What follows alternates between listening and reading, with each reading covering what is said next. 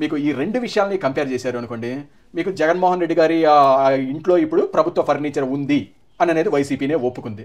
అలాగే నాడు కోడెల శివప్రసాదరావు గారి ఆఫీస్లో కూడా ప్రభుత్వ ఫర్నిచర్ ఉంది. అలాగే జగన్మోహన్ రెడ్డి గారి దాంట్లో ఉన్న ప్రభుత్వ ఫర్నిచర్ విలువ ఎంత? దాదాపుగా ₹1,00,00,000 పైన అయితే ఈజీగా ఉంటుంది. అదే కోడెల శివప్రసాదరావు గారి ఇంట్లో ఆ రోజు ఆఫీస్లో పెట్టిన ఆ ఫర్నిచర్ కాస్ట్ ఎంత?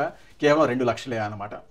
అలాగే వీళ్ళు జగన్మోహన్ రెడ్డి గారు ఈరోజు ఏమని చెబుతున్నారు, మేము ఆల్రెడీ ఒక 4 రోజుల క్రితం లేఖ రాశాము ప్రభుత్వానికి ఇది తీసుకెళ్ళమని అనేసి చెప్పారు అనమాట. ఆ లేఖలు ఏంటివి అని అనేది బయటపెట్టలేదు. అలాగే కోడెల శివప్రసాదరావు గారు కూడా ఆ రోజు రిజల్ట్స్ వచ్చిన సేమ్ అంతే వారం రోజులకే ఫోన్ చేశారు, మీకు ఆల్రెడీ లేఖలు చూపించాను, 2 సార్లు లేఖలు రాశారు, ఒకసారి అసెంబ్లీ కార్యదర్శికి, ఇంకోసారి స్పీకర్కి. అలాగే మాకు మీ లేఖలు అందిని రిసీవ్డ్ అని వాళ్ళు రిసిప్ట్ కూడా పంపించారు. అయినా కానీ ఆ తర్వాత 4 రోజులకి ఆ లేఖలు అవన్నీ వచ్చిన తర్వాత కేసు పెట్టారు. సాక్షిలో చూడండి, ఆ రోజు దాదాపుగా 40 ఆర్టికల్ రాశారు. 2 రోజుల గ్యాప్లో 40 ఆర్టికల్స్ రాశారు సాక్షిలో. కోడెల శివప్రసాదరావు గారు ఫర్నిచర్ దొంగతనం చేశాడు, దొంగ అనేసి. మరి ఈ రోజు జగన్మోహన్ రెడ్డి గారు కూడా చేసింది అదే.